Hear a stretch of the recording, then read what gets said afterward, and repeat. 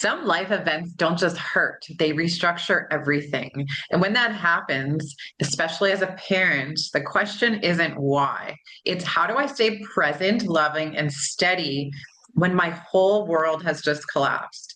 Diane Hayworth is back, founder of Be Love Principles. She's been on the show before teaching conscious communication and emotional tools. And today she's here to share a story with us about loss and grief after the sudden death of her husband, how she made it through that while supporting her children through it all. Diane, it's so great to have you back. This is such an important topic. Thank you for being here and for, you know, sharing this with the world. Oh, I really appreciate the opportunity. And, I think it's why podcasts like this are so popular right now. We are all, in some way, shape, or form, experiencing loss and grief, whether it's from a beloved like I did, a pet, an organization, maybe financial stability. We are all feeling some sort of loss. I think it's really important to talk about it. And I really appreciate the opportunity to do that here. Oh, well, thank you so much. Let's start from the beginning so the audience can be caught up. Can you tell us about your loss, what happened, briefly, and then we can get into, what was the most important thing to you to tend to yourself in those early days? Yeah. Thank you. Well, as our listeners may remember, I am a spiritual coach, a heart-centered success coach. I'm a student of A Course in Miracles, the founder of the Be Love Principles. So I'm what my friends call the love lady. I mean, this is the way I walk in the world. However, I found that in a time of real challenge, that these practices supported me in ways that I couldn't imagine. In early 2025, my husband had not been feeling well for several months, by the way. And my husband, we've been together 24 years. We had gone to the doctor. We did everything he was supposed to. He had tests done, and they thought it was one thing and he needed medication. He was doing what he thought he needed to do. And while we thought it was serious, it did not seem life-threatening at the time. All of that changed in March. He started rapidly going downhill, and we were in the doctor every week. And it's okay, take this medication. We ended up in the emergency room on April 4th, and he was told that he had stage 4 cancer, and it had spread, and there were very few options. Yeah, it was a shock. I mean, it's a year later almost, and I'm still really shocked by it. So we had 18 days between that diagnosis and when he eventually died on April 21st, which happened to be my birthday. Wow. During that time, all of our children came. This was a second marriage, so I have 2 biological children. He had 2 biological children. Together, we have 4 adult kids and a couple grandkids. And they live in different places. Everybody gathered, and he went to a hospital. They couldn't help him. Yeah, we went just back and forth to hospitals, waiting in the hallways. I want to say, because I think it's really important, Joe is my husband's name. His children had never been around chronically ill people before. So my kids were pretty used to it. My side of the family had lots of issues and they were used to it, but this was so new. His kids, he's never been a sick person. He was 72 years old and had never been in a hospital to spend the night. So this was all a shock. And that adds to this grief trail, I think. He came home on a Friday. The family all gathered. We stayed with him. He came here to hospice. Friday, Saturday, Sunday was Easter, and Monday he was gone. So it was that quick. Wow. It was that quick. Yeah, I'm so sorry. Thank you for being here to talk about this. Because I think it's really important because most people don't know how to handle grief. I mean, like you said, it comes as such a shock and you don't expect it. And it's like comes out of left field and it feels so confusing and you get angry and you don't know why and you're so sad and you're so frustrated. And what helped you kind of stay grounded when all of this uncertainty was around you because you have your children to think of and everyone else, right? Absolutely. The only thing I knew to do was to anchor to love. And I would ask myself, moment to moment, what is the most loving thing to do here? It was difficult, as many people who are going to hear this have experienced that knowledge that somebody they love is going to pass. And you just don't want to waste a moment. And I knew that fear and confusion would rob me of that time. And I want to be really authentic. Did that mean I wasn't scared and I wasn't confused? It does not. I cried. I should be this thin, babe. This is exactly how tiny I should be. Just from crying. And I let those feelings come up because it doesn't help to push them down, right? But I used breath work. I used mantras. So for example, I mentioned I'm a student of A Course in Miracles. There is a lesson 188, and it says, "The peace of God is shining in me now." And it was so comforting to me to remember that even though the human part of me was going through this day-to-day pain, that the truest part of me was always at peace. And when I could remember that for me, I could remember he was at peace too. And my adult children were also, the core of them, their souls were at peace. And that helped me support them. I mean, they're 4 adult people, plus I have a couple son-in-laws. Everybody has different needs. But love helped guide me through that. And I don't want to say I did it perfectly either, but I know I did it the best I could. And I think this is really important because of the training I'd had and the Be Love principles. And that is what was a really, really important part of my journey. I'm going to mention that because it really helped. The first principle is greet everyone with an open heart without an agenda.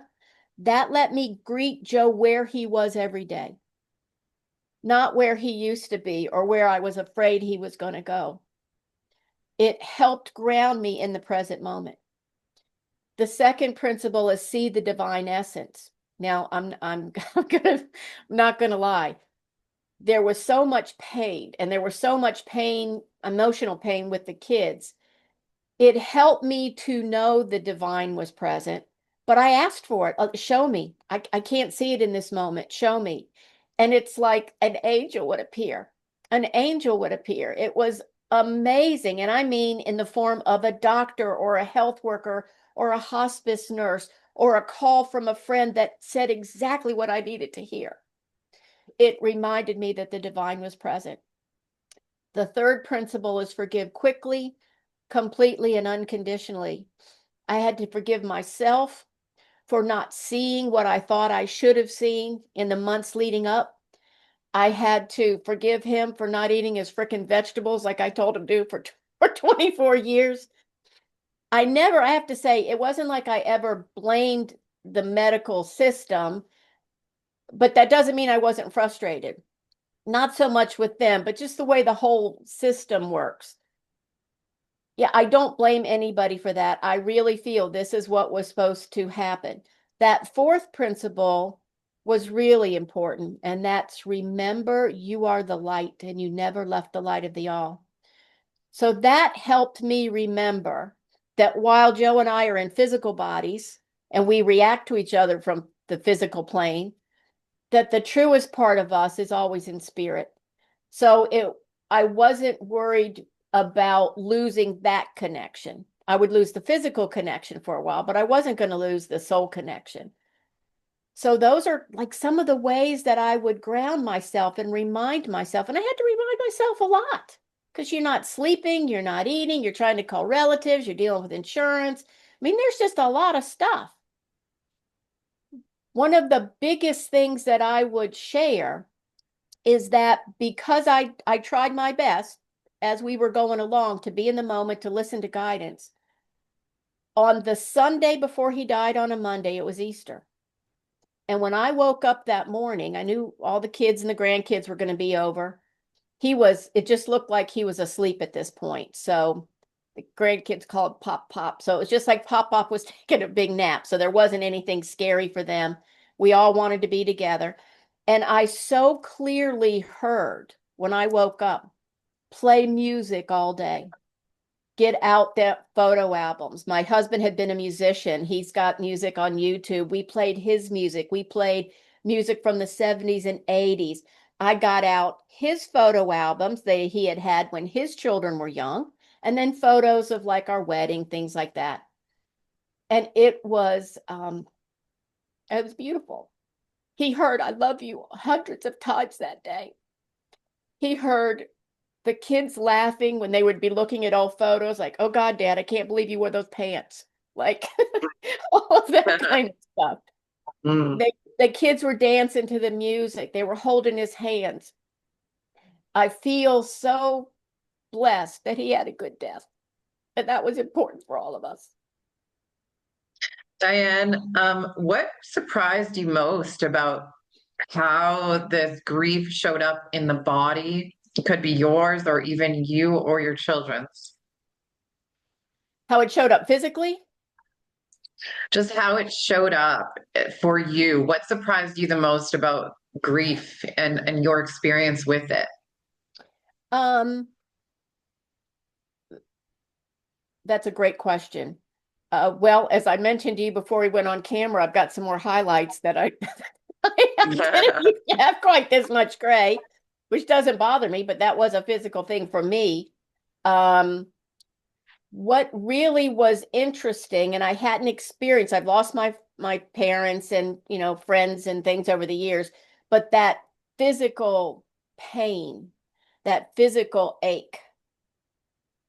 Yeah, there was a physical ache in the chest, in the heart, that at times just felt overwhelming.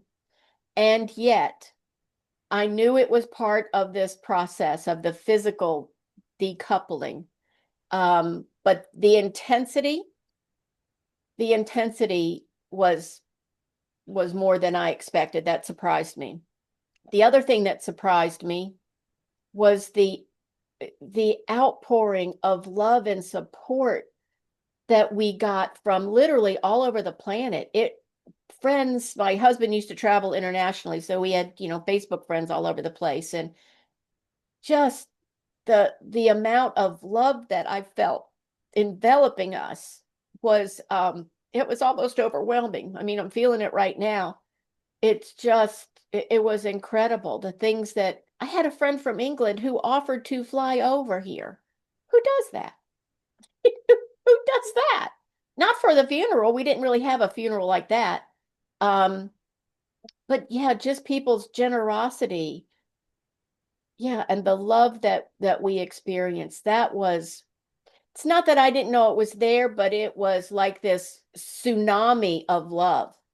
Mm. Now, it's great to have a tsunami of love, but it's still a tsunami. So that was times that I had to remember, I need time to myself. I can't answer another email. I got to turn off the phone. I just need to sit. So I didn't expect I would have to do that, but I did. And it I was made a just going big to ask difference. you how you regulated yourself when words didn't help or when, those moments when you just felt overwhelmed. And it sounds like just sitting with it was part of that answer for you. That and not trying to make it go away. I knew so many of my own clients because I've been a coach for many years who were like, just pull this grief or I want to get over this. I didn't look at it that way. I looked at it as this is part of my life journey. Hmm. When the waves of sadness and the waves of pain came up, I did my best to sit with them and to bring love to them, not to say, go away, I don't want to feel this way. I just didn't see how that was going to help in any way. And what I found was unexpected gifts of grief. That I kind of wasn't looking, that was a surprise. So I look at it now as grief and gratitude. Does that make sense? Mhm. Yeah, yeah, it does. Um, so most people worry about doing grief wrong, especially as a parent. So this is for anyone out there who's ever lost a partner and there's children involved. How did you handle that? Because you not only had to look after yourself, but you had to help regulate your children, right? So what did you learn about that whole situation? So that is a great question because you couldn't, in my situation, I couldn't separate the wife from the mother and the grandmother, right? Yeah. And the mother-in-law. And everybody brought their own fears and sadness to this process.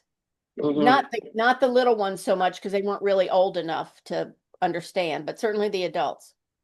Yeah, And some people what get mad. Like I said, grief turns into anger for some people, other people get irritable. Like it comes up differently for everybody. and it did. I got 4 kids, so everybody did it differently. One of the advantages I had was that I was really connected to each of the kids. They're all different. So I knew the one that was going to get mad, and I could sit with her in her mad. I didn't make it wrong. I didn't try to change her mind. I just didn't. Um, they all have different personalities. They all have different strengths. So that was one of the things that I did. I knew that somehow I knew that what I really didn't want was anybody to have regrets. So I made sure, even though legally I was the one that made all the decisions here in Virginia, that's how it works. I didn't do that. All the kids were with me. And the way we did it was Joe's biological kids and I made the decisions. We were supported by my biological kids so that everybody had a voice in what was going on. I don't care what we did, everybody did. And once we got home to hospice for those few days, everybody had a job based on what I knew they could do and what I knew they would feel like they had contributed. And lucky for me, it was all different. So that was wonderful. I knew that we couldn't do anything to stop the process. That was it. However, we had a very unique opportunity to love Joe and to love each other through this. And by letting them all have their own feelings and not making that wrong and asking, how can I support you in this? I didn't try to change anything. And, there are plenty of times they were, holding me when I was crying. What I found in our family, which was pretty cool when I'm thinking about it, is it was almost like somebody broke down on schedule. Like 3 of them would be really strong, and then this one would break, and then that one would be okay, and somebody else would break. So it was this beautiful synergy that could not have come from us, but it came through us. And I Right. trusted that love was going to come through each one of them based on what they were here to do and learn. That was helpful. So it sounds like this whole experience would have reshaped your whole understanding of connection. Can you speak to that a little bit? I would say it reinforced, right? So it's kind of like this. I knew for years and years that the city of London existed. But when I experienced London, right, it was reinforced in a different way. I Right. knew that love was here between us. I knew the kind of family we had built, but I got to experience it in a way that I hadn't anticipated. Yeah. Yeah, it's funny how the most difficult challenging situations teach us the most, as hard as that is. It's like it really illustrates, it paints the full picture, and not only paints the picture, but allows us to feel it. And make choices, right? I mean, grief is going to transform you. Loss will transform you, period. That's just the way it is. I believe even more strongly now that we have a say in how that transformation unfolds, right? Was I going to be consumed by fear, which to be just totally authentic, that would have been me 20 years ago. It absolutely would have been. That's just not who I am now.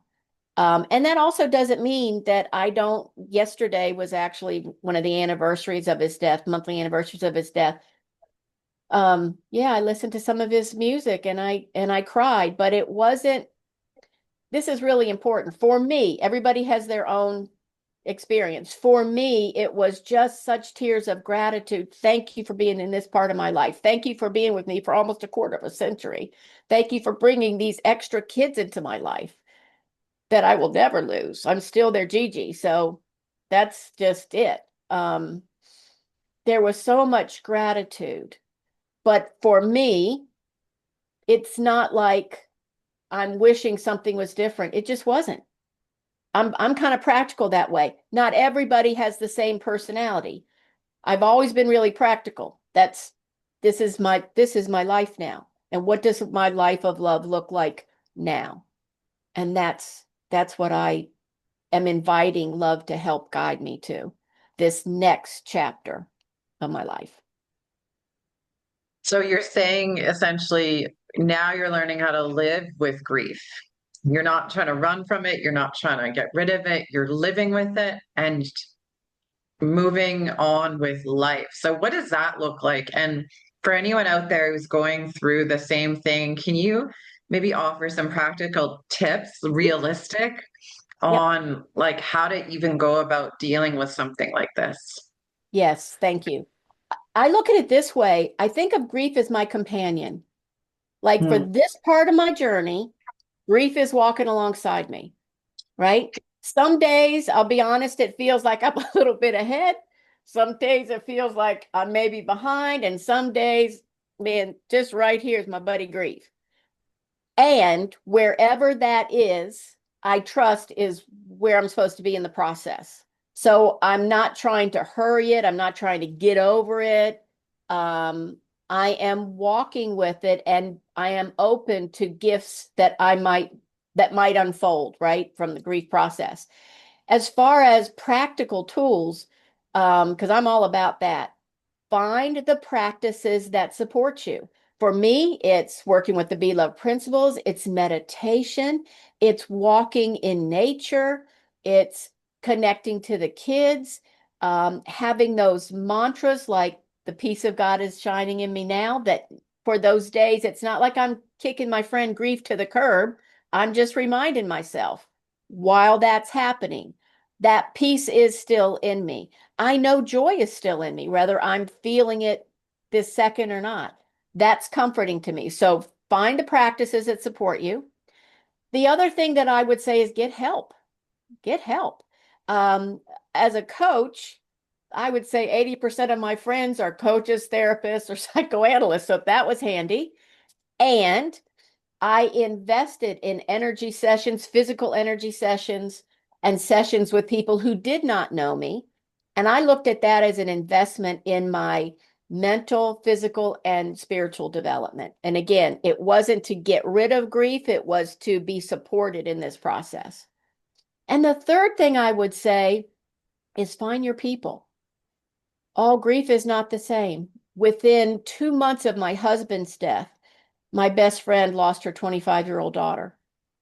We are both on a grief journey, but it's very different. I happen to have a couple people in my circle who had lost husbands a few months, one maybe 6 months before Joe died, and one 4 months before Joe died. They were really supportive in, I know how you're feeling now. Let's go to lunch. Let's do this.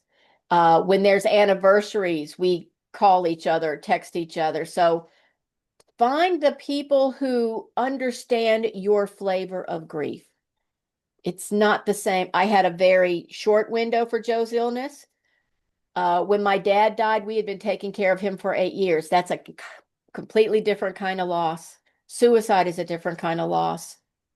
Yeah, find your people. They are there. You just ask love to show you and walk together with them. And that'd be the last thing right here I'd share. Find a ritual that helps you honor your grief. And I know in the show notes we'll share the ways to honor your grief that I'm happy to offer anyone. One of the things Joe and I did several times a week. There's a beautiful little park near our house, and we took walks and we would hold hands and we would talk about the latest family gossip and what's going on in the news, and we would just connect to nature. When he died, actually, I spread some of his ashes there. So even now, I will just talk by myself right in my office and I'll say, okay, baby, let's go take a walk. And I go take a walk with Joe in our favorite park. Mm, that's beautiful. Um, I think one really important thing that you illustrated that I just want to reinforce is that every day can look different. And so going through something like this, it's not linear. It's not like you make a bunch of progress and then like one day you're, it all falls apart, and that's not bad or wrong. It's just a process. And so some days may feel really light and other days may feel really heavy, and that's okay. And it's all about honoring where you are at in the moment, because there's no right way. Like you can't teach this stuff. You can teach practical tools like you're teaching people from your experience, but it's not linear. And I think that's really important to just to reinforce. I'm just curious, what does choosing that love look like on the hardest days? It looks like literally shutting my eyes, putting my hand on my heart, breathing into the back of my heart, breathing out through the front, and connecting to what I know is true. It's taken a moment because whatever my mind has conjured right out here, if it's scaring me, if it's overwhelming me, I'm not going to make it wrong, but I want to settle. I just want to settle with the breath. And I really appreciate what you just mentioned. And I wanted to add one thing to that as well. Once you're on the grief path, you don't get a pass for anything else. Several months after Joe died, my cat died. And anybody who knows me knows that I talked about her as my furry soulmate. And it was like, oh, come on now. Like you couldn't give me a break. No, that's not the way life works. Doesn't mean you won't have other grief events. So the more tender you can be with yourself, and that's what I've tried to do. How can I be more loving to myself right now? And if it's turn everything off and go outside and take a walk with Joe, that's what I do. If it is go get a bowl of pasta, I do that too. I do that too. Try not to do that as much as the walk, but yeah, I've had lots of that. So I want to normalize what you're saying about taking a walk with Joe. Yeah. And so can you explain to the audience from, maybe a metaphysical standpoint on what that means? And I just want people to feel okay with that. Because there's some people who look at other people who talk to their spouse who has passed, or, there's mediumship, Yep. people who talk to people from the other side. And I don't want people to look at that as something that is wrong or weird or that someone's crazy. So can you talk about that a little bit just to normalize the connection that you still feel and have? Absolutely. I get signs from him all the time, and there will be things that will come up, especially stuff he used to take care of, like, I don't know, putting the filter in the air conditioning unit. I don't know how to do that. I don't even know where the stuff was. So I would literally sit here and go, okay, I just need you to show me where this is. And I'm telling you, I would suddenly know. Like I didn't know 5 minutes before, but I knew then. So when I go to take a walk with Joe, my belief is that, well, scientifically, we know energy does not die, right? It changes form.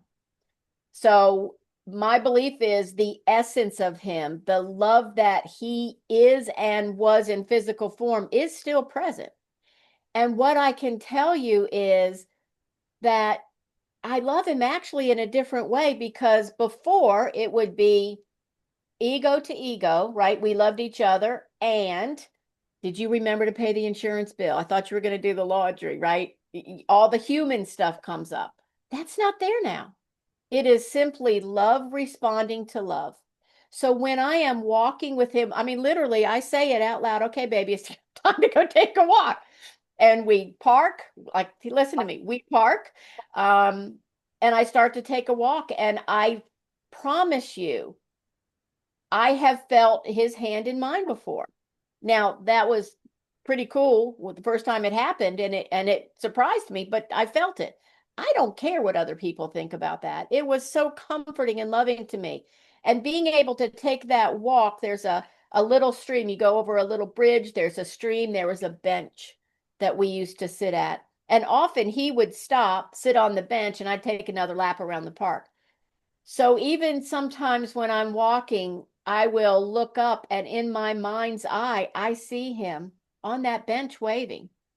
To me, it is just it's like when I was a kid and we had the old-fashioned radios and you tune in a station. Some days I am really tuned into the Joe station. Some days not so much.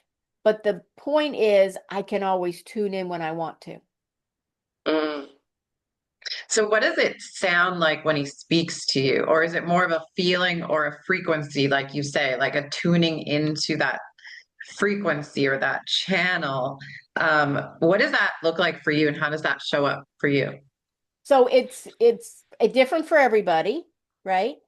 Yesterday I was just working here at my desk, and I will often have like a YouTube music playset on in the background. I don't even know what's going to come up. And I was thinking about something, and at that second, a song he wrote for me came on. So it was his voice singing to me. That was pretty cool. Often I see him in my mind's eye pop in, and I will see him either smiling at me or, yeah, I see him in my mind's eye often. If it's something that I need to know, like, Joe, I need you to tell me where the air filter is, it's like I just suddenly know.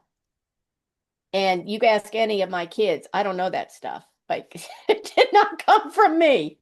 And as you can imagine, his death was sudden. So there were things that, like, I didn't know, where did you put this? Where in your office should I look for that? Right. And suddenly all the kids and I've had this experience. He also wasn't a super neat person, and I could even see him shaking his head, yes. So his office was, he knew where everything was, but nobody else did. And being able to find papers that we needed, right?